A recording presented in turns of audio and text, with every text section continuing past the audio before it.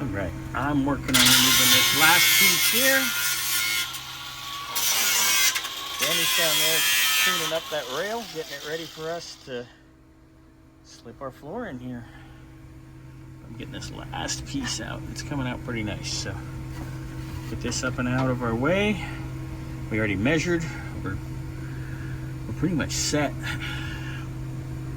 So getting there.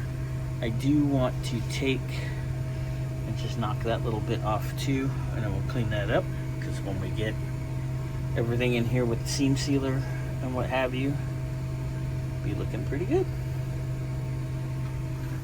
All right, got it. Much better. All right, now we can clean up any little weird burrs, and then we're ready to roll.